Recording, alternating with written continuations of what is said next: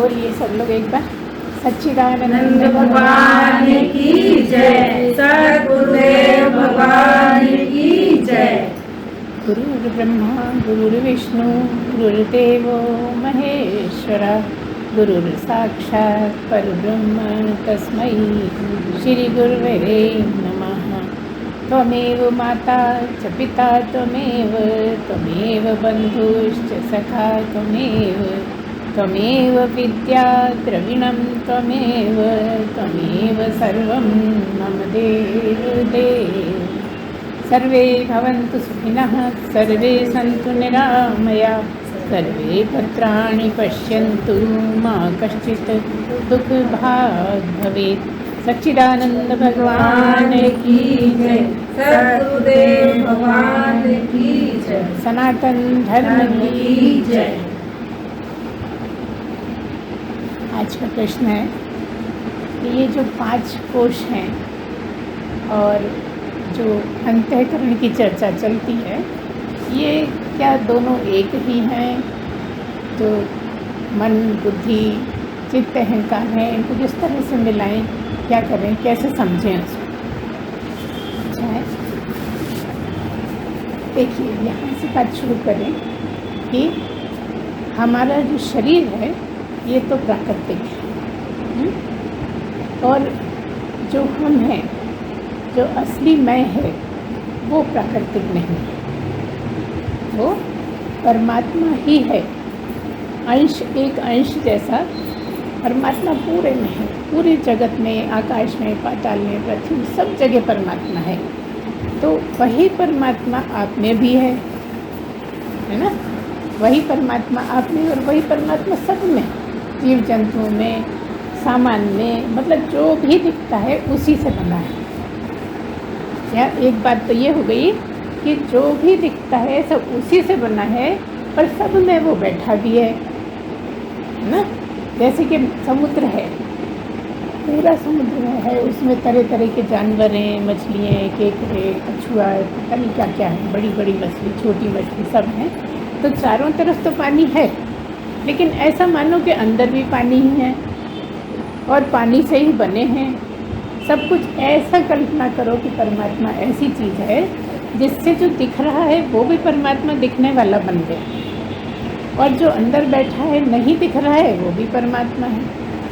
तो अब हम आपको ये बताना चाहते हैं कि जो आपकी असली मैं है ना, एक तो ये मैं है जो शरीर को लेके मैं बैठा हूँ, मैं खड़ा हूँ, मैं जा रहा हूँ, ये तो शरीर को लेके है, क्योंकि शरीर जा रहा है तो कहते हैं मैं जा रहा हूँ। मैं बैठा हूँ, शरीर बैठा हूँ तो मैं बैठा हूँ, मतलब शरीर को ही माने बैठे। लेकिन जो असली मैं है आपकी, वो परमात्मा का ही रूप है।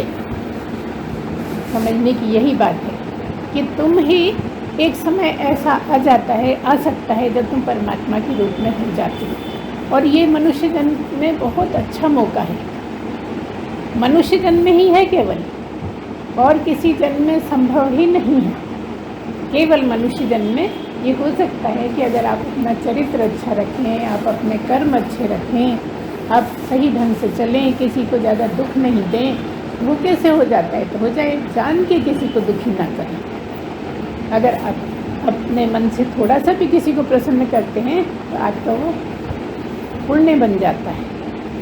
मानते हैं ना, किसी को दान कर दिया तो पुण्य हो गया, बड़े पुण्य कमा रहे हैं। लेकिन आपकी क्या इच्छा रहती है? मैं क्यों कमा रही हो इतने पुण्य, क्या करना है? तुम पुण्य से क्या करोगे? तो आप कहते हो स्वर्ग जाना है। अब यही कहते हैं ना कि स्वर्ग जाना है। लेकिन यहाँ समझने की ये बात है कि अगर तुम स्वर्ग जाओगे तो फिर वापस यहीं आओगे, स्वर्ग में सुख भोग लोगे, और क्योंकि स्वर्ग गए हो तो नरक भी जाओगे, निश्चित है। खाली स्वर्ग भोगो ऐसा संभव ही नहीं। स्वर्ग जाओगे तो नर्क जाओगे, नर्क जाओगे तो स्वर्ग जाओगे, क्योंकि अच्छे काम भी हैं और बुरे काम भी हैं। दोनों का फल भोग भोग कर फिर आपको आना पृथ्वी लोक पर ही है। इसलिए हम ये बताते हैं कि आप वो स्वर्ग की लालसा छोड़ो, स्वर्ग जाने की इच्छा मत करो। तुम ऐसा करो कि जैसे तुम 84 लाख काट काट कर यहाँ आए, और ये 84 लाख में सबसे ऊपर की योनि है। मनुष्य जन्म सबसे श्रेष्ठ है, सबसे ऊपर है। 84 लाख गिनने में भी कितना टाइम लगे। इतनी मेहनत करके तुम इस जगह आ गए हो जहाँ तुम मनुष्य जन्म में सर्वश्रेष्ठ प्राणी हो। अब इसके बाद केवल परमात्मा की सीट बची है। अगर तुम ये अपने को संभाल लो, सही ढंग से चलो, तो तुम परमात्मा की सीट पे बैठो। जो तुम्हारी अंदर की मैं है वो जग जाती है और तुम वही हो जाते हो। और बस यही राम के साथ हुआ, यही कृष्ण के साथ हुआ और यही तुम्हारे साथ हो सकता है, क्योंकि वो भी मनुष्य बन के आए थे और उन्होंने यही बताया कि जिस तरह से मैं हो सकता हूँ वैसे तुम भी हो सकते हो। क्योंकि मैं मनुष्य बनकर ही इसीलिए आया हूँ तुम्हें बताने के लिए कि तुम में भी पूरी संभावना है। तुम चाहो तो तुम भी मेरी तरह बन सकते हो, है ना। अच्छा देखो, राम ने दुख तो उठाए कि नहीं उठाए, है ना। राम तो राम बने ही इसलिए कि इतना ज़्यादा दुख उठाए कि हम जैसे लोग तो सोच के भी डर जाते हैं, इसलिए राम हो गए। नहीं तो साधारण मनुष्य थे जैसे हम, तो मैं ऐसे ही थे। लेकिन उन्होंने जो 14 साल तक कष्ट सहे, माता पिता का कहना माना, छोटे भाइयों को आदर से रखा, प्यार से रखा, माता पिता को आदर दिया, है ना। जो जहाँ है जिस तरह का है वैसा व्यवहार किया, इसलिए वो भगवान बन गए। तो हम बार बार यही बताते हैं कि तुम में भी भगवान बनने की पूरी चांस है, पूरा मौका है।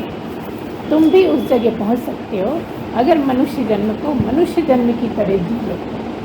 अभी मनुष्य जन्म तो मिला है, लेकिन क्या करते हो, जानवरों की तरह जीने लगे। पता नहीं रहता कि क्या हो, कैसे कह दिया गुरु माँ ने हमें जानवरों की तरह, क्योंकि करते हो। कहीं कुत्ते की तरह भौंक रहे हैं, कहीं गधे की तरह लड़ रहे हैं, दुलत्ती मार रहे हैं, चिढ़ रहे हैं, सहन नहीं हो रहा है। कितना ज़्यादा हमने अपने आप को नीचे गिरा लिया कि मनुष्य होके मनुष्य नहीं बन पाए। अगर हम मनुष्य होकर हुए हैं मनुष्य, तो मनुष्य बन जाए तो समझो परमात्मा बन जाए, भगवान ही बन जाए। अब हम आपको ये बताएंगे कि परमात्मा में भगवान में क्या अंतर है। जो शरीर लिए शरीरधारी है और परमात्मा की जगह पहुंच गया है, वो भगवान कहलाता है। जैसे राम और कृष्ण, हनुमान जी आदि आदि आज भी हो रहे हैं और आगे भी होंगे। लेकिन परमात्मा जो अशरीरी है, अगर परमात्मा शरीर ही होता तो तुम्हारे शरीर में कैसे बैठता, है ना। हर सामान में वो कैसे रहता। वो अशरीरी है, वो दिखता नहीं, वो सुनाई नहीं देता, वो बोलने में नहीं आता, वो चखने में नहीं आता, सूंघने में नहीं आता, छूने में नहीं आता, वो परमात्मा। तो परमात्मा मतलब बिना शरीर का, बिना गुण का, लेकिन सारे गुण उसी में। तुम में जितने भी गुण हैं वो परमात्मा के ही गुण हैं। परमात्मा है इसलिए तुम हो, परमात्मा नहीं तो तुम भी नहीं। परमात्मा है इसलिए सारा सामान है, क्योंकि पहले हमें पता है कि प्रलय के बाद कुछ भी नहीं था, कहीं भी कुछ भी था ही नहीं। आकाश भी नहीं था, धरती भी नहीं थी, समुद्र भी नहीं थे, चांद तारे सूरज कुछ नहीं था। लेकिन ये सब कहाँ से आ गए, वो स्वयं ही बन गए। अगर सूरज है तो परमात्मा ही है और हम पूजा करते हैं, सब जानते हैं, है ना। अगर कुआं है तो परमात्मा ही है, पूजा करते हैं। क्या पत्थर की पूजा करते हैं, भाई की पूजा करते हैं। क्यों करते हैं कुएं की पूजा? इसलिए करते हैं कि वो भगवान से ही, परमात्मा से ही बना है। पत्थर भी परमात्मा से ही बना है, हर चीज़ परमात्मा से बनी है। इसलिए सनातन धर्म में सब चीज़ें पूजी जाती हैं। देखिए कितनी बड़ी बात है। और लोग क्या कहते हैं, बेवकूफ़ है, सब कुछ पूछते रहते हैं, हमारा तो बस एक ही है, उसी को मानते हैं। और हिंदू सब क्यों पूछता है? क्योंकि सब कुछ परमात्मा ही है, बस पवित्रता चाहिए, है ना। ये तो गंदगी भी परमात्मा ही है। अब ये जरा अजीब लगती है बात, गले उतरती नहीं है कि हम इतनी पवित्रता से भगवान को बिठाते हैं, पूजा करते हैं, और आप कहते हो गंदगी भी परमात्मा ही, क्योंकि उसके बिना कुछ हो ही नहीं सकता ना। अगर वो नहीं होता तो इसमें कीड़े कैसे होते गंदगी? ये साबित करता है कि हर कीड़े में वो बैठा है, इसलिए गंदगी में भी वो बैठा है। बस वो पूजने की जगह नहीं है, क्योंकि हमें पवित्रता चाहिए, है ना। तो ये जो प्रकृति है, शरीर जो है, इसको हमें पहले समझना होता है। जब हम इस लाइन में चलते हैं तो पहले इस शरीर को ही समझना पड़ता है, इसके गुण समझने पड़ते हैं, इसको जानना पड़ता है, और जो जो हमने संसार में देखा उसी को बारीक से चिंतन मनन करना होता है। जब हम ठीक से समझ लेते हैं तब फिर इस पे चलते हैं कि भाई ये कैसे बना है, क्या परमात्मा की क्या लीला है, इसमें हमें समझ में आता है कि ये प्राकृतिक है शरीर और इसमें परमात्मा बैठा है, इसलिए हम हैं। जो असली मेरी मैं है वो परमात्मा ही है, और ब्रह्म ही है। ब्रह्म कहो या परमात्मा कहो या सच्चिदानंद कहो, सब एक ही है, कुछ भी कह सकते हो, है ना। तो हमें अभी शरीर की मैं से अपनी असली मैं में पहुंचना है, इसलिए सत्संग होता है कि 84 लाख से भी आगे जाना है तो असली मैं को समझ जाओ। अब 84 लाख में गिनती नहीं, जो भी पहुंच गया वहाँ वो 84 लाख से ऊपर उठ गए। 84 लाख जीव है ना, और परमात्मा जीव नहीं है, वो ब्रह्म ही है। ब्रह्म का क्या मतलब है? शरीर होते हुए भी जो ब्रह्म हो गया वो ब्रह्म हो गया, शरीर होते हुए भी जो परमात्मा की ही तरह हो गया वो परमात्मा हो गया। अब परमात्मा दिखता नहीं है और ये दिखता है, तो दिखने वाले की बात थोड़ी कर रहे हैं, जो दिखता है वो परमात्मा नहीं। इसी को गहराई से समझना है कि जो दिखता है वो परमात्मा नहीं, जो दिखने वाले में रहता है वो परमात्मा है। अब अंधे क्यों, और हम जानते हैं मैं क्या हूँ, ये हमें समझ में आ गया है, आपको भी समझ में नहीं आया कि क्या है ना। अभी मैं क्या हूँ, आपकी मैं क्या है, अभी शरीर है, और शरीर के ही चारों तरफ सब कुछ चलता रहता है, भावनाएं भी, प्रेम भी, द्वेष भी, घृणा भी, सब कुछ इसी के आसपास चलता है। अगर हम उनको ध्यान देने लगे कि हम क्या हैं और हमें क्या होना है, हम काहे के लिए आए हैं, शरीर मनुष्य शरीर क्यों मिला है, इतनी कृपा क्यों हो गई भगवान की, ऐसा कहा जाता है हमारी लाइन में कि कहीं जब हमारे बहुत अच्छे अच्छे कर्म रहे जिनके बदले हमने कुछ मांगा नहीं, ऐसे कर्म, ऐसे पुण्य जब फलित होते हैं, कर्मों से पुण्य बनते हैं, कर्मों से ही पाप बनता है, तो ये पुण्य इकट्ठे होकर जब फलित होते हैं तब आपको मनुष्य योनि मिलती है। दूसरी बात, जब फिर से आपके पुण्य जो हैं आपने मनुष्य जन्म में किए हैं, अच्छे अच्छे काम पहले के भी पढ़े हैं, फिर से जो पुण्य फलित होते हैं तब परमात्मा की लाइन में पहुंच जाते हैं। तो क्या करें, पुण्य करो, बदला मत मांगो। अभी क्या है, अभी मांगते हैं तो भगवान घर सब ठीक ठाक रहे, हम लोग सब अच्छे रहें, टांग ठीक हो जाए, है ना। तो जो भी तुम करते हो उसके बदले मांग लेते हो, तो तुम्हारे इकट्ठा ही खजाना नहीं होता।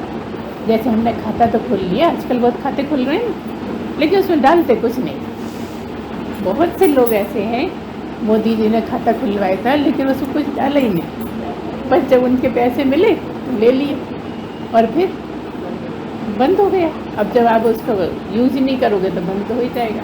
इतनी मेहनत करके इतने सारे खाते खुले और सारे बेकार, तो क्या मतलब है, थोड़ा थोड़ा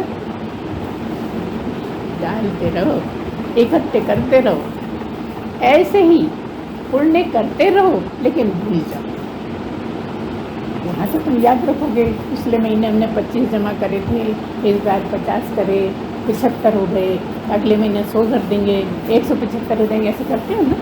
लेकिन यहाँ हम ये बता रहे हैं कि यहाँ आप बिल्कुल मत सोचो कि क्या किया, इसलिए कह दिया है नेकी कर कुएं में डाल। जैसे कोई चीज़ कुएं में चली गई, अब निकल ही नहीं सकती, ऐसे उन कर्मों को आप भूल जाइए। किसी का भी अच्छा करो और फिर उसका बदला मत चाहो, तो आपके ऐसे जो पुण्य इकट्ठे होंगे ना, वो आपको बहुत आगे ले जाएंगे, वो आपको भगवान की सीट तक ले जाएंगे, भगवान बनने तक आपको पहुंचा देंगे। और ऐसे में आपको पूरा चांस है कि आप करें, लेकिन अभी तक जो आदत है कुछ मांगते हो बदले में, वो मत मांगो।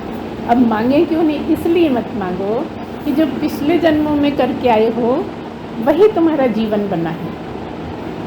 इस जन्म में जो करोगे वो आगे के जीवन होंगे, इस जन्म का नहीं।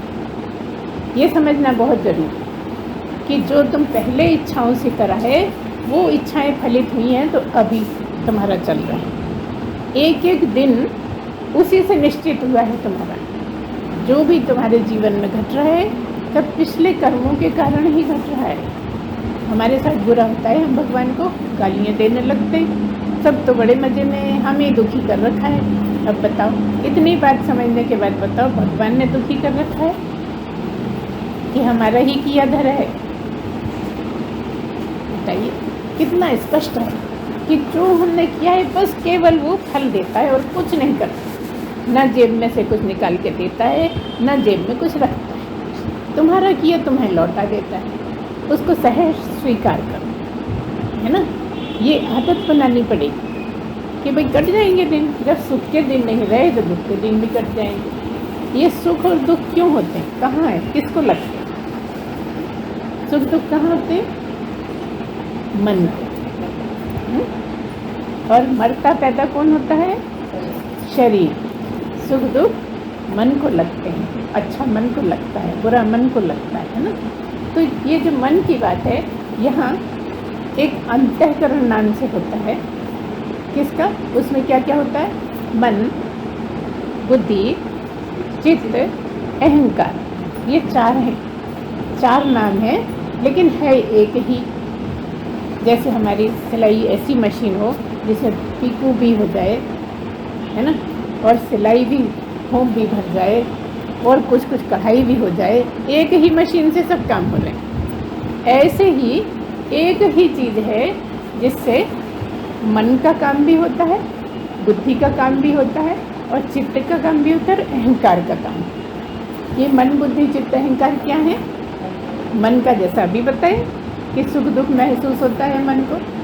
और बुद्धि का मतलब क्या है? बुद्धि निर्णय लेती है। जो मन संकल्प विकल्प करता है, संकल्प विकल्प का मतलब है अपोजिट दो चीज़ें, करूं कि नहीं करूं, जाऊं कि नहीं जाऊं, खाऊं कि नहीं खाऊं। आपको हमेशा यही लगता है, दिन भर ऐसे ही लगता है। फिर उसका निर्णय आपकी बुद्धि लेती है।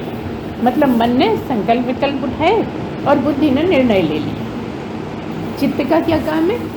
चित्त का काम है जन्मों जन्मों में जो भी आपने काम किए हैं, जो भी याद है, जो भी देखा है, जो भी समझते हो, सब चित्त में मतलब स्टोर रूम में पड़ा है। जैसे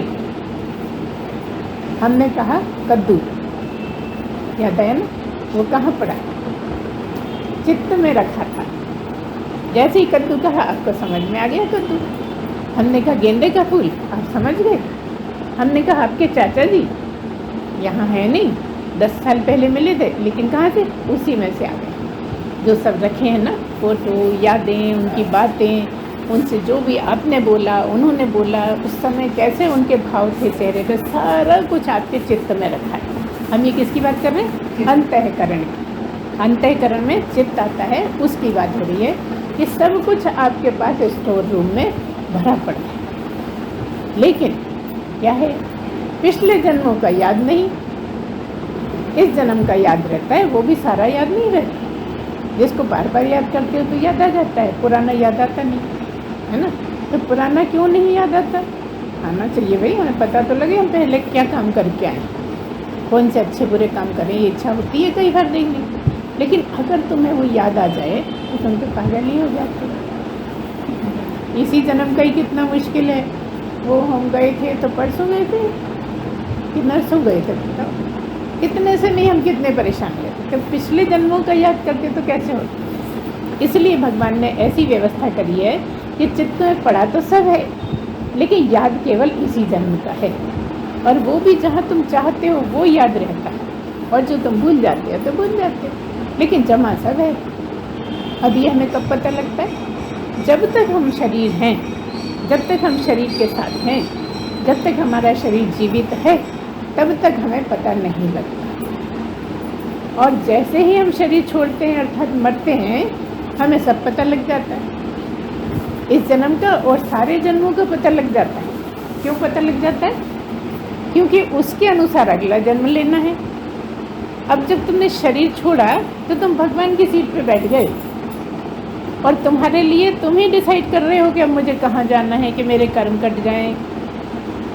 जब तक शरीर लिए थे तब तक तो बहुत गलत काम कर रहे थे, लेकिन मरने के बाद तुम ही ने ये डिसाइड करा कि मेरे ऐसे ऐसे कर्म हैं, तो फलानी माँ मेरी माँ बने, रानी महिला मेरी माँ बने, जो मुझे अच्छे गुण सिखाए, अच्छा बनाए, अगले जन्म में मैं बहुत आगे चला जाऊँ। ये कब कर पाते हो? जब शरीर छोड़ दे। तो क्या करना है? ये जो शरीर है, ये शरीर रहते अगर शरीर छूट जाए तो आप भगवान की सीट पे।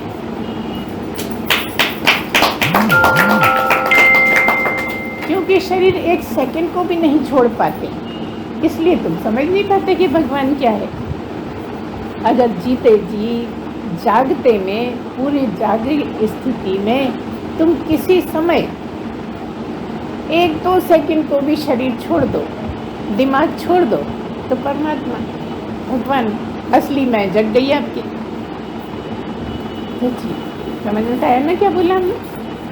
तो ये इसी के लिए आपको मिला है, ये वाला जो शरीर मिला है ना, इसीलिए मिला है कि जो आपका अंतःकरण है उसको सही सही काम में लो। अंतःकरण से विशेष क्या है? अंतःकरण में बुद्धि और मन है ना। अभी हमने 3 चीज़ें बताई आपको, क्या क्या? मन बताया, बुद्धि बताई, चित्त बताई। अब बच्चा एक अहंकार, और अहंकार तो सभी जानते हैं भाई, बड़ा अहंकारी है, बहुत समझता है अपने, है ना। हम उस इतनी बारीक अहंकार की बात कर रहे हैं। ये मोटा मोटा अहंकार तो सब समझ जाते, लेकिन समझते किसका? दूसरों का समझते हैं, अपना नहीं समझते। अरे मुझे बिल्कुल अहंकार नहीं, मैं अहंकार करता ही नहीं। खूब दम भरते हैं लोग, अहंकार हम नहीं करते, हमारी आदत है अहंकार करने की नहीं। लेकिन हम क्या कह रहे हैं? हम कह रहे हैं आपकी मैं, अकेली मैं, तो भी अहंकार कुछ नहीं, मैं, क्योंकि हर जगह मैं। इतना सा भी मन में सोचो तो मैं पहले खड़ी हो जाती। तो अब हम बता रहे हैं कि अगर आपकी मैं छूट जाए तो भगवान हो जाओगे। क्यों? क्योंकि मैं इसकी है ना, इसको छोड़ना मतलब मैं छोड़ देना। ये तुम्हारा मैं चल रहा है, तो या तो ये कह दो कि शरीर छोड़ दो तो भगवान हो गए, या ये कह दो कि मैं छोड़ दो तो भगवान हो गए। बात तो एक ही है, छोड़ना तो इसी की बात हो रही है।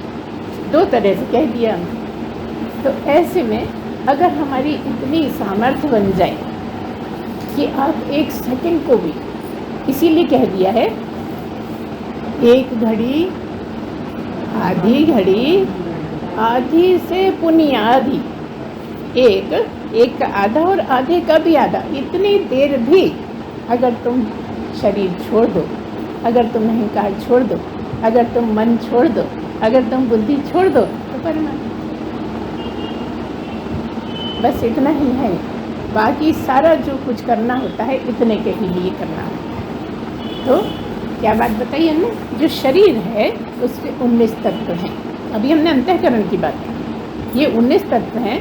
और उससे भी पहले शरीर जो है हमारा, ये शरीर दिखने वाला है, तो 3 शरीर हैं हमारे पास नहीं, हमारे ही 3 शरीर हैं। तो हम कौन है? हम आत्मा है और 3 शरीर हैं। एक दिखने वाला सब जानते हैं, इसको कौन नहीं जानता, है ना। तो ये जो दिखने वाला ये स्थूल शरीर हो गया। उसके बाद एक नहीं दिखने वाला, जिसको जीव बोलते हैं, जीवात्मा बोलते हैं, वो नहीं दिखने वाला, जो एक जगह से दूसरी जगह, तीसरी जगह जा जा के जन्म लेता है, वो दूसरा शरीर, उसको बोलते हैं सूक्ष्म शरीर। ये स्थूल शरीर, उससे उल्टा सूक्ष्म शरीर।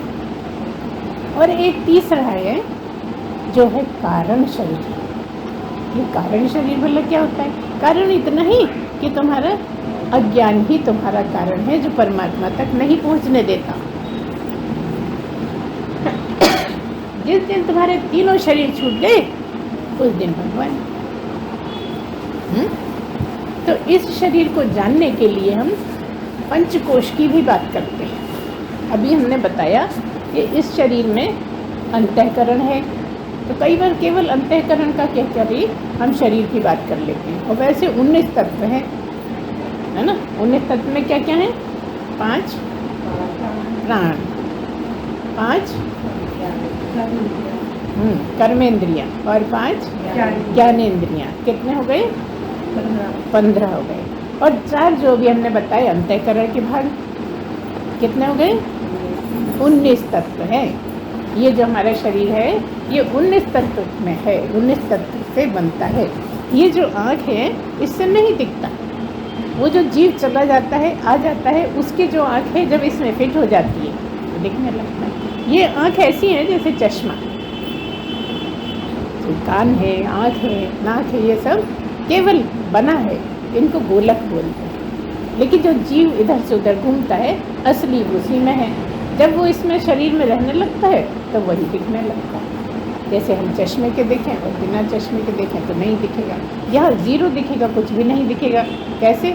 जैसे मरा हुआ आदमी, मरे हुए आदमी को क्यों नहीं दिख रहा, क्यों नहीं सुनाई दे रहा? क्योंकि जीव चला गया, मतलब सूक्ष्म शरीर चला गया। स्थूल दिखता है इसलिए पड़ा रह गया और सूक्ष्म शरीर चला गया। तो जो हमने अभी आपको बताए 5 प्राण, 5 कर्मेंद्रियाँ, 5 ज्ञानेंद्रियाँ और 4 अंतःकरण, ऐसे 19 भाग से आपका ये बना। तो इसमें अंतःकरण की बात आपको समझ में आई। इसकी विशेष है अंतःकरण। अंतःकरण मतलब मन, बुद्धि, चित्त, अहंकार, जो अभी हमने पूरा आपको समझाया। अब बात यह है कि ये पंचकोश क्या है। पंचकोश का वो भी शरीर की ही बात है। देखिए, पाना है भगवान और बात कर रहे हैं शरीर की, क्योंकि भगवान के लिए कुछ बोलने को ही नहीं, राम के लिए बोलने का है, कृष्ण के लिए बहुत बोलने का है, जीवन की बात है। लेकिन यहाँ परमात्मा में कुछ बोलने का नहीं। देखिए कितनी आश्चर्य। राम की बात करेंगे तो रामायण पढ़ लेंगे पूरी, इतनी लंबी रामायण पढ़ के उनके चरित्र के बारे में जानेंगे, परमात्मा को नहीं जाने, सिर्फ राम को समझ पाएंगे। कृष्ण की बात करेंगे तो उनके जीवन के पूरी पढ़ लेंगे, महाभारत पढ़ लेंगे, आदि आदि ग्रंथ पढ़ लेंगे, बहुत सारी चीज़ें पता लग जाएंगी, गीता पढ़ लेंगे, है ना। लेकिन परमात्मा क्या है ये नहीं पता लगता। तो क्या मतलब है? ये जीवन के बारे में पता लग रहा है, परमात्मा के बारे में कुछ नहीं पता। और हमारे प्रवचन में परमात्मा की ही बात होती है पूरे टाइम, आत्मा और परमात्मा। तो अध्यात्म क्या होता है? आत्मा परमात्मा की चर्चा ही अध्यात्म है। आजकल सबको बोलने लगे हैं अध्यात्म, वो अध्यात्म नहीं है। जहाँ पर आत्मा और परमात्मा की चर्चा होती है अध्यात्म वो है ना। तो चर्चा अध्यात्म की ही करनी है, क्योंकि आपको वहाँ तक पहुँचना है और इसके बाद पहुँचने के बाद कोई रास्ता नहीं है, बिल्कुल आखिरी पॉइंट। जैसे हमें किसी पर्वत की चोटी पे चढ़ना हो तो सबसे ऊंची जगह पहुंच जाएं, फिर कहीं और ऊपर जाना है तो शरीर तो नहीं जा सकता। आप चले जाओगे, हम चले जाएंगे, लेकिन शरीर नहीं जा सकता। तो यहाँ पर यह है कि आप जब ऐसी जगह पहुंच जाओ जहाँ से लौटना ही नहीं है। अभी तो जाते हैं, लौटे आते हैं, जाते हैं, मर जाते हैं, फिर आ जाते हैं, फिर आ जाते हैं ना, ऐसी चलता है। लेकिन वो ऐसी जगह कि जाते हैं तो सारे में फैल जाते हैं। हम अमेरिका में भी हैं, हम इंग्लैंड में भी हैं, हम पानी में भी हैं, हम आकाश में भी हैं, ऐसी स्थिति हो जाती है ना। तो इसीलिए फिर वहाँ से आना नहीं होता, क्योंकि शरीर का काम तो पहले ही हो गया। इसी को मुक्ति कहते हैं। जीते जी शरीर को छोड़ देने को ही मुक्ति कहते हैं। जीते जी किसी ने 1 सेकंड को छोड़ दिया, आधे सेकंड छोड़ दिया, आधे से भी आधे सेकंड को छोड़ दिया तो वो पूर्णता प्राप्त कर गया, मतलब मुक्ति हो गया। मुक्ति का क्या मतलब है? मुक्ति का मतलब है कि रोना खत्म। जब तक मुक्ति नहीं है, जब तक कुछ ना कुछ रोना चलता रहता है हमारे, है ना। और उसी को कहते हैं परमानंद की स्थिति, परम आनंद। जहाँ परम आनंद हो उसको कहते हैं मुक्ति। 2 चीज़ें हैं, एक तो आनंद की बहुत ऊंची स्थिति। वो क्या है आनंद? हमें तो रोज़ आनंद आता है, गुलाब जामुन खाते हैं बहुत आनंद आता है, शादियों में जाते हैं बहुत आनंद आता है। वो आनंद नहीं है, वो क्या है? वो सुख है। दुख और सुख 2 हैं यहाँ। और परमानंद में बस परमानंद, उसके अपोजिट कुछ नहीं खड़ा। मतलब क्या है? जगत में सब जगह 2 मिलेंगे आप। पुरुष है तो महिला, दिन है तो रात, है ना, सुख है तो दुख, सारी जगह हंसना है तो रोना, हर जगह 2 आप ढूंढ ढूंढ के रह जाइए, हर जगह 2। बस एक कहाँ है? परमात्मा ही एक अकेला है, दूसरा है ही नहीं। तो यहाँ पर क्या मतलब है, आप उस जगह पहुँच जाते हैं जहाँ बस एक ही है और वो सारे में फैल जाता है और सब में वही बैठा है, मतलब आप सबके दिल में बैठ गए, सबकी मैं आपकी मैं हो गई। आप इतने आनंद में हैं कि अब आपको सुख दुख से कुछ फर्क नहीं पड़ता, ना तो दुख लगता है, अभी कहा ना, में रोना खत्म हो जाता है तो दुख की बात खत्म है ना। और क्योंकि इतने ऊंचे आनंद में कि छोटे छोटे सुख कुछ लगते ही नहीं है। अभी हम छोटे छोटे सुखों से कितने खुश हो जाते हैं, है ना। तो मतलब क्या है, मतलब ये है कि अभी हम शरीर में ही रहते हैं, इसलिए हम शरीर से आ सकते हैं। और अगर हम वहाँ पहुँच जाते हैं फिर आसक्ति भी ख़त्म, सुख दुख भी ख़त्म, परेशानियाँ ख़त्म नहीं होती। प्राप्त पुरुष के साथ भी बहुत होती, लेकिन लगती नहीं। फिर क्या लगता है, आपका दुख दुख लगता है, अपना दुख दुख नहीं लगता। ये भी मज़ेदार बात। एक तरफ तो दुख लगता ही नहीं है, दूसरी तरफ आपका दुख सुनने तो विफल हो जाते हैं और अपने दुख का पता ही नहीं लगता कि चोट लग गई पता ही नहीं लगा, खून निकल रही है पता ही नहीं लग रहा। इसलिए बहुत लोग घबराते भी है यहाँ आने से। हम आपसे पूछते हैं कि आप 10 सेकंड ऐसी स्थिति बना सकते हो कि कुछ भी ना सोचो, कोई भी, चलो 5 सेकंड कर दे, 5 सेकंड हम आपको देते हैं कि 5 सेकंड कुछ भी नहीं सोचो। तो क्या करोगे, कुछ भी नहीं सोचना है, कुछ भी नहीं सोचना है, यही करोगे, इससे ज़्यादा तो कुछ नहीं कर पाओगे। सोचोगे तो सुबह उठने से लेके सोने तक लगातार सोचोगे, चाहे कुछ भी कर रहे हो सोचते हो ना। कोई समय ऐसा नहीं होता जब नहीं सोचते, बस केवल पढ़ते समय, क्योंकि पढ़ रहे हो इसलिए सोच नहीं रहे, अगर नहीं पढ़ते हो तो सोचते हो। तो ये वो वाली स्थिति है जहाँ कुछ भी नहीं करें, अपने आप ही बिल्कुल आपको कुछ अपना ही पता नहीं रहे। एक टाइम है जब आपको अपना पता नहीं रहता, कौन सा, सोते समय, नींद के समय पता नहीं रहता, लेकिन हमें अपना भी पता नहीं रहता। नींद में ऐसा होता है कि हम शरीर छोड़ देते हैं और पड़े रहते हैं, हम नहीं पता शरीर कैसा पड़ा है, बिस्तर वो खड़ा हुआ है कि ढका है, कि ठंड लग रही है कि नहीं लग रही, नींद खुलती तब पता लगता है। लेकिन यहाँ बात हो रही है जीते जी जगते हुए शरीर को छोड़ना, शरीर रहते हुए शरीर को छोड़ पाओ। आसान काम है ना,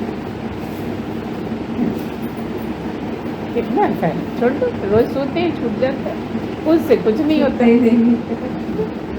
यहाँ बात ये हो रही है कि जागते में सोने की स्थिति बन जाए, पूरी तरह जागृत हो, जागी हुई की ऊंची अवस्था हो, मतलब जैसे अलसाए हुए हैं वो वाली नहीं, अरे यार कौन करे वो वाली नहीं, पूरी तरह जागृत हो और क्या हो कि शरीर छूट जाए, तो आपका काम हमने भी बताया हो जाएगा। तो इस तरह से आपका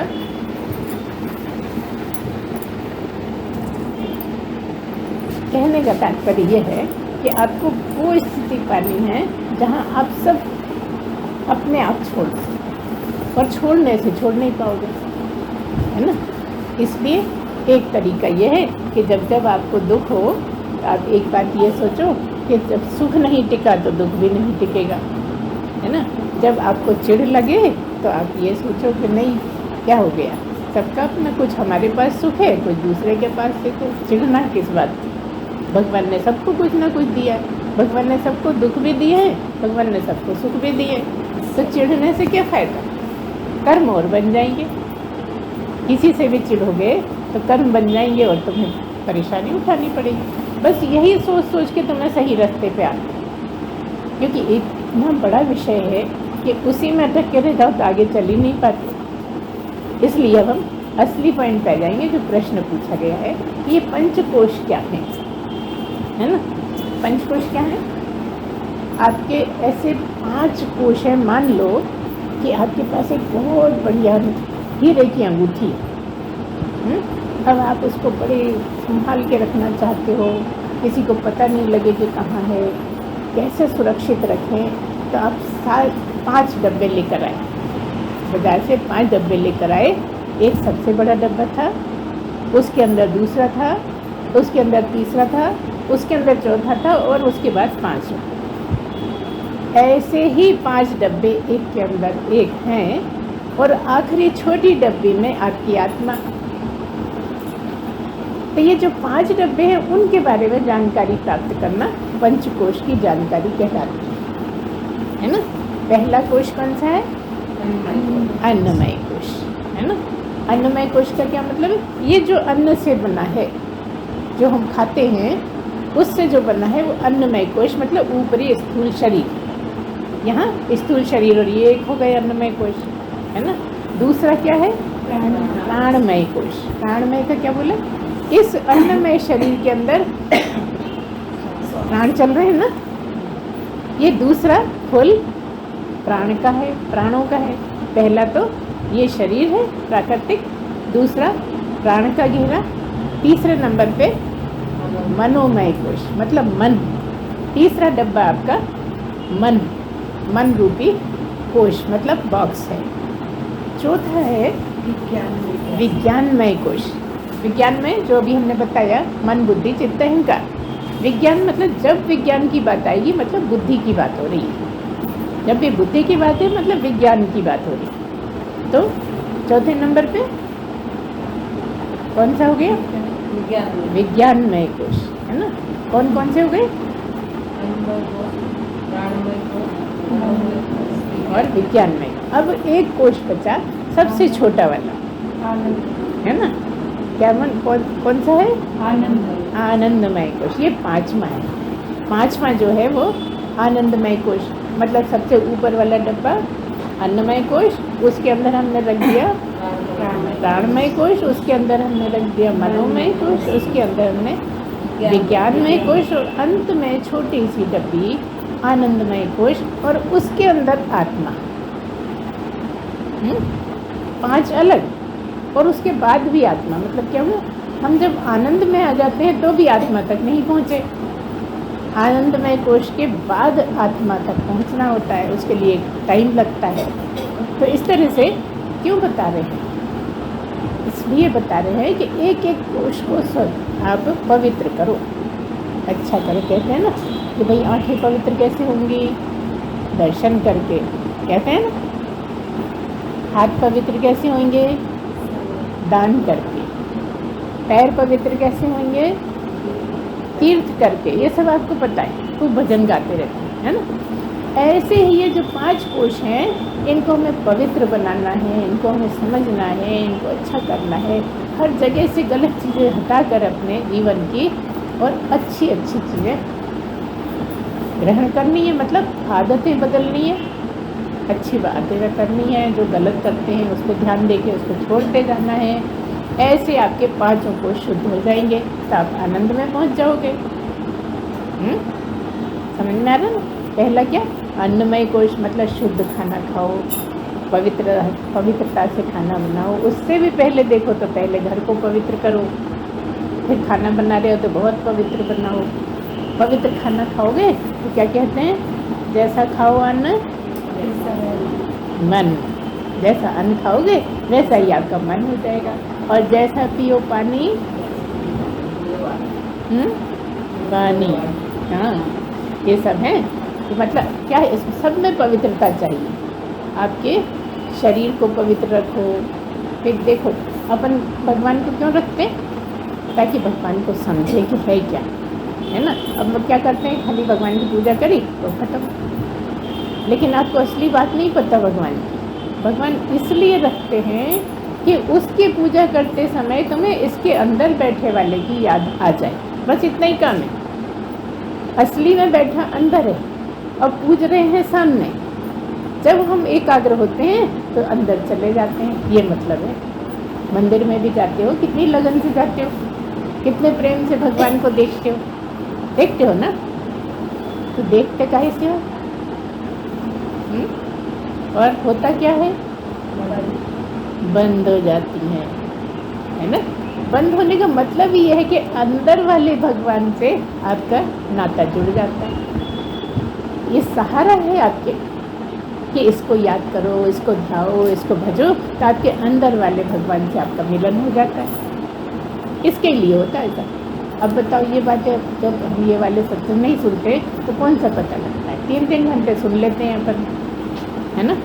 कथाएं हम गलत नहीं कर रहे, पहली सीढ़ी वही है। ये नहीं कह रहे कि वो बुरा है, वो भी ज़रूरी है, भक्ति भी ज़रूरी है, कर्म भी ज़रूरी है और ज्ञान भी ज़रूरी है। वो शुरू की सीढ़ियाँ हैं, जब उतना समझोगे तब आगे का समझ पाओगे। इसलिए आपको करना सब कुछ है, पर हमारा तो 1 ही घंटे का रहता है भैया, क्या क्या बोल दें उसमें, बहुत कुछ होता है। तो जो बात चल पड़ती है, जो बोलने में आता है वो बोल देता है। कौन बोल देता है? बोलने वाला बोल देता है ना। हम तो एक मशीन जैसे हैं, जैसे आप गाने लगा दो वो चल रहे हैं, जो गाना लगा दिया वो चल रहा है। तो हम तो केवल चुने हुए एक पात्र हैं। तो इसके द्वारा भगवान अपनी चर्चा आप लोगों के मन में बिठाने की कोशिश करता है। अभी बड़े अच्छे अच्छे भजन गाए ना, कि ले चलो मुझे, गुरु से कहा कि अपने साथ बिठाल के ले चलो, और कहाँ? पार लगा दो। कौन से पार? किसके पार? भव सागर के पार। भव सागर क्या है? आप जानती हैं भव सागर क्या? नहीं? भव सागर का मतलब यह है कि आपके दुख सुख इतने ज़्यादा पड़े हैं, इतने ज़्यादा पड़े हैं कि एक सागर का रूप ले लिया उन्होंने। तो जैसे जैसे सुख और दुख काटते जाओगे, कभी ना कभी तो किनारा ही जाएगा, पार लग जाओगे। तो दुखों को भी आप सहर्ष स्वीकार करें, दुखों में गुस्सा नहीं करें, दुखों में किसी को गाली नहीं दें, भगवान को बुरा नहीं कहें, मेरे हिस्से के हैं, मुझे ही सहना है। जैसे मुझे सुख सहना बहुत अच्छा लग रहा था, ऐसे दुख भी मुझे सहना। तो भवसागर से पार हो जाते। भवसागर से पार होना मनुष्य जीवन में बड़ा आसान है, लेकिन कठिन कठिन काम आसान लग जाते हैं, और जो मनुष्य के लिए आसान है वो कठिन लगता है। अब देखो आसान क्यों है? आपने बड़े आराम से कह दिया आसान है। हाँ है। कुत्ते को भौंकना मुश्किल है? बताओ, गधे को रेंकना कोई मुश्किल है? बिल्ली को म्याऊं म्याऊं करना मुश्किल है? जो जिस जन्म में आया वो तो बहुत आसान है। तो फिर जब भगवान ने हमें इसी के लिए बनाया तो ये तो आसान ही होगा ना। हम करते नहीं इसलिए कठिन लगता है। अगर हम करेंगे तो दुनिया का सबसे आसान काम ये होगा, लेकिन इतना डरा रखा है, इतना खौफ बिठा रखा है, अरे तो ये आसान है क्या? लेकिन है आसान। आपकी इतनी भावनाएं होते हुए आप भावनाओं को कैसे कंट्रोल कर लोगे, ये मनुष्य जीवन में ही किया जा सकता है। आप कैसे त्याग कर सकते हो, कैसे दूसरों को अच्छा खुश कर सकते हो, ये सब मनुष्य जीवन में ही हो सकता है। हाँ, जैसे आपने देखा है कुत्ता मालिक आए खुश हो जाता है ना, कितना खुश हो जाता है। और यहाँ क्या लाभ है? अब दूसरे को खुश कर दो तो आपको लाभ है ना। बात समझ में आ रही क्या कह रहे हैं? कुत्ते में और हम में फ़र्क क्या है? यही फ़र्क है ना। वो अपने मालिक को भगवान की तरफ, भगवान जानता ही नहीं है, मालिक को ही भगवान मानता है ना। और हमारे मालिक को हम भूले बैठे। तो बताओ कुत्ता ज़्यादा अच्छा कि हम ज़्यादा अच्छे? बता दो। है उसका मालिक जो है उसके लिए ऐसा उछलता है ऊंचा ऊंचा, कहीं कंधे तक पैर रखने की कोशिश करेगा, कहीं घूमेगा, कहीं चाटेगा, इतना ज़्यादा करता है। क्यों? क्योंकि उसके भगवान उसके मालिक। और हमारे मालिक का हमें पता है कौन, लेकिन कोई लेना देना नहीं। होएगा कहीं दुख ही दुख तो देता रहता है, परेशान कर रखा है ना। दिन रात बस रोते रहते हैं। ऐसा भगवान किस काम का भला? नहीं, हमें भी अपने मालिक को याद करना होगा। और मालिक हाथ के अंदर ही बैठा है, उसी को याद करना। उसी के लिए तीर्थों पे जाते हैं, उसी के लिए पूजा करते हैं, उसी के लिए बड़ों के पैर छूते हैं, उसी के लिए सबकी पूजा करते हैं। शादी आएगी तो ये पूजा, वो पूजा, वो पूजा, पूजा ही पूजा करते हैं। त्यौहार आएंगे तो आज होली का ये पूजा हो रहा है, कुछ हो रही है और कुछ पूजा का ही तो नाम है। कि दिवाली आ गई, क्या करते हैं? पूजा ही होती है ना। हर जगह होली आती, क्या करते? पूजा नहीं करते, आगे की पूजा करते हैं। होली का दहन एक तरह से आगे की पूजा ही तो हुई है ना। हर जगह पूजा ही पूजा। नहीं चलो कुछ नहीं है तो आज अष्टमी है, आज 11 से, अब पूर्णिमा, करते रहो बस। इतना समझाया गया है तरह तरह से, बहला बहला के। जैसे बच्चा रोता है ना, कभी उसको चने दे देते हैं, कभी चिरौंजी दाने देते हैं, कभी चॉकलेट दे देते हैं, कभी कैडबरी दे देते हैं। ऐसी है हालत। लेकिन बहला बहला के भी हम अपने मन को नहीं बहला पाते। कि असली में हम आए काहे के लिए हैं, हमें क्या चाहिए, हम किससे आनंद प्राप्त कर पाएंगे, कैसे मुक्ति होगी, क्या करना चाहिए, इसकी हमें सूझता ही नहीं और जीवन निकल जाता है। याद कब आती है? जब दिखना कम हो जाता, जब सुनाई नहीं देता, जब चलते नहीं बनता, जब काम करने की शक्ति नहीं रहती, जब याद आती है तब कुछ होता नहीं। अभी क्या कहते हैं, अभी तो जवान है, बुढ़ापे में कर लेंगे। कौन सी किताब में लिखा है कि बुढ़ापे में ही करना है? ध्रुव तो बूढ़ा था ना, प्रहलाद भी बूढ़ा था, 5 साल का बूढ़ा है ना। और हम 25 साल 55 साल तक भी यही कहते हैं बुढ़ापा आने दो, बुढ़ापा नहीं। अब बुढ़ापे में जब आपने जिंदगी भर याद नहीं करा तो बुढ़ापे में याद आ जाएगी क्या? नहीं आ सकती, गारंटी है इस बात। जिसने ज़िंदगी में याद करता रहा है उसी को बुढ़ापे में मन लग पाएगा, नहीं तो उठ के भागेंगे। कहीं सत्संग में पहुंच भी गए ना तो 5 मिनट पहले बैठना बहुत मुश्किल, कभी ऐसे होंगे, कभी ऐसे होंगे, कभी ऐसे होंगे, कभी ऐसे। मुसीबत सबसे बड़ी यही कि सत्संग में बैठना ही बड़ा मुश्किल। क्यों?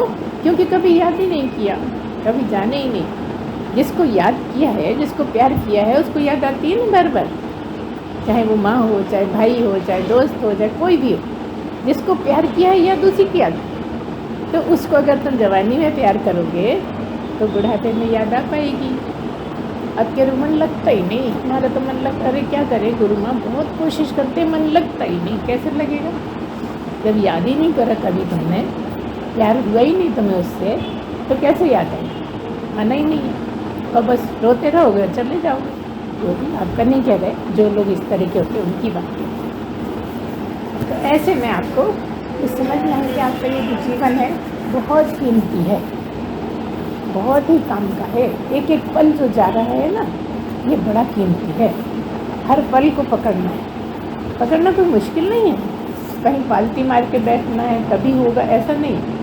चलते फिरते, खाना बनाते, खाना खाते, झाड़ू लगाते, झाड़ू नहीं लगाते, है ना, बच्चों को संभालते। अच्छा, बच्चों को संभालते, बच्चे से ज़्यादा कोई प्यार करता है क्या? अपने बच्चे से ज़्यादा जब बच्चा छोटा होता है तो बच्चे से ज़्यादा तो प्यार पति को भी नहीं करते, क्योंकि वो बहुत छोटा है, नाजुक है, नादान है। उससे ही ज़्यादा प्यार करते हैं, वो कुछ जानता ही नहीं है, सब अपन को ही करना है ना। होता है ना ऐसे कि बच्चे से ज़्यादा प्यार तो नहीं करते कि करते हैं? लग रहे हो ना सर? सब बच्चों से ज़्यादा करते हैं। सब बच्चों से ज़्यादा करते हैं। तो ऐसे ही अब टाइम है कि हम बच्चे और मालिक, जैसे थोड़े समझ में आने लगा, तो छोटे थे जब तो माँ बाप हमारी केयर करते थे। अब हमें भगवान से लगन लगाने के लिए बार बार भगवान को याद करना है। कुछ भी करते नहीं करते, कई बार आप लोग कहते अभी तो नहा ही नहीं है, याद कैसे करें? आपका दिमाग नहाता है क्या? आपका मन नहाता है क्या? आपकी बुद्धि नहाती है क्या? तो नहाओ या नहीं नहाओ, मन से याद करो, बुद्धि से याद करो। शरीर को जब नहलाओगे तब इसकी पूजा कर लेना। इसकी पूजा बिना नहाए नहीं करना, ये नहीं सिखा रहे। जब अपने पूजा घर में जाओगे, पूजा करोगे, बिना नहाए छूना भी नहीं। लेकिन भगवान को याद करने के लिए पूरे 24 घंटे तुम्हारे, जब चाहो याद कर लो। इसको गलतफहमी में नहीं पालो। कई लोग कहते हैं याद कर सकते हैं कि नहीं गुरु माँ, बिना नहाए तो करना नहीं चाहिए ना। नहीं, ऐसा नहीं। आप उठते बैठते, जाते आते, ऑफिस जाते, स्कूटर चलाते, कार चलाते, हर वक्त याद कर सकते। कोई कठिन नहीं है, कोई मुश्किल नहीं है। अब कैसे याद करें? याद तो आता ही नहीं। भजन गा लो। हम तो यहाँ तक छूट दे देते हैं कि फिल्मी गाना भी गा लो, बस वो जो दूसरा है ना वो समझ में आई बात क्या कहा हमने? अगर लड़का है तो दूसरा कौन है? लड़की है, तो लड़की की जगह उसको बिठा लो। अगर लड़की है, दूसरा कौन है? लड़का है, लड़के की जगह उसको बिठा लो। और दिन भर गाओ, दिन भर मजे करो, याद करो, परमात्मा को याद करते रहो और अपने सारे काम करते रहो। ना धुनी रमानी है, ना बैठना जरूरी है, ना आपको टाइम निकलना है, क्योंकि बहुत लोगों की शिकायत है कि टाइम कहाँ है गुरु माँ, आज के ज़माने में तो मरने की फुर्सत नहीं है। हम करे मरो मत, जीते जी याद कर लो उसको, है ना। उठते बैठते चलते फिरते, पति को देखो तो वही दिख रहा है, बच्चे को देखो तो वही दिख रहा है, सहेली को देखो तो वही। अच्छा बताओ, नहीं है क्या? सहेली में तो नहीं होता ना, सहेली में बैठा ही नहीं है, वो कैसे देख ले? सब में बैठा है। तो देखते हैं सहेली को और सोचते हैं परमात्मा को, देखते हैं पिता को, सोचते हैं परमात्मा। सब में वही बैठा है। तो असली दर्शन यही है कि जिसको देखते हो तो उसी को देखते हो, जिसको प्यार करते हो उसी को करते हो, जिसके साथ सुख अनुभव करते हो परमात्मा का ही सुख है। इस तरह से आपकी भावना बन जाए, पूरे समय आप परमात्मा के साथ हो। अलग से समय निकालना ही नहीं, अलग से समय तो बस पूजा के लिए निकाल लो, बाकी पूरी छूट है। बहुत आनंद से पूरे समय याद करो। और अगर हमारा सुना है तो ले भी जाना, घर पे सीढ़ी पे नहीं छोड़ जाना, है ना। अगर अच्छा लगा हो गुरु माँ का तो गुरु माँ को भी ले जाना, ठीक है। क्योंकि गुरु माँ ये नहीं है, समझने की इतनी बात है। ये जो दिखती है ये गुरु माँ नहीं है, जैसे बैठे वो गुरु माँ है।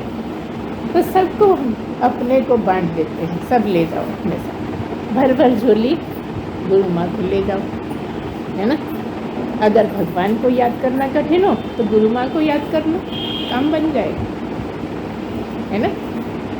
आराम से आप चलिए और फ़ायदा उठाइए इस जीवन का। ये मनुष्य जीवन है, फिर से हमें गधा भैंस नहीं बनना है। ऐसा अपने आप से वायदा कर लीजिए कि मनुष्य जन्म में आए हैं, अब हमें भाई नीचे नहीं जाना है, अब तो हमें और ऊपर आखिरी गद्दी पे बैठना है। कठिन तो नहीं है ना, कि है कठिन? इतना सच लेना बहुत कठिन है कि बहुत आसान है? आपके ऊपर है, हम पूरी छूट देते हैं। लेकिन सुनते रहोगे आपको आसान ही लगेगा, कठिन नहीं लगेगा। बहुत आसान है और केवल मनुष्य जन्म में ही आसान है, किसी जन्म में नहीं हो पाएगा। इस समय चूक गए स्टेशन निकल जाए। इस तरह से आप लगे रहिए। मनुष्य जन्म में आए हो, सबसे बहुत प्रेम करो। जहाँ तक कोई परेशानी की बात है तो मन हटा लो, लड़ने का टाइम आए तो मन हटा लो, ज़रूरी है तो ऊपर मानी बोल दो, दिल से नहीं बोलो, है ना। हम आपको गुरु बता रहे हैं, हमने बोलने को बिल्कुल मना नहीं करा। कोई सिर पे ही चढ़ा जा रहा है, मानता ही नहीं है, हम पिटने का थोड़ी कह रहे हैं, सबसे पिटता है तो पीटो, लेकिन समझदारी देते हैं। बस समझदारी ले लो हमसे तो काम बन जाएगा। हमारे गुरुदेव ने इसी के लिए तैयार किया है, लाभ उठाए, है। तो आज इतना ही। बोलिए सच्चिदानंद भगवान की जय, सद्गुरुदेव भगवान की जय। पूर्णमदः पूर्णमिदं पूर्णात् पूर्णमुदच्यते पूर्णस्य पूर्णमादाय पूर्णमेवावशिष्यते। ओम शांति शांति शांति। सच्चिदानंद भगवान की जय, सद्गुरुदेव भगवान की। एक बार जरा जोर से बोलिए सच्चिदानंद भगवान की जय, सद्गुरुदेव भगवान की जय।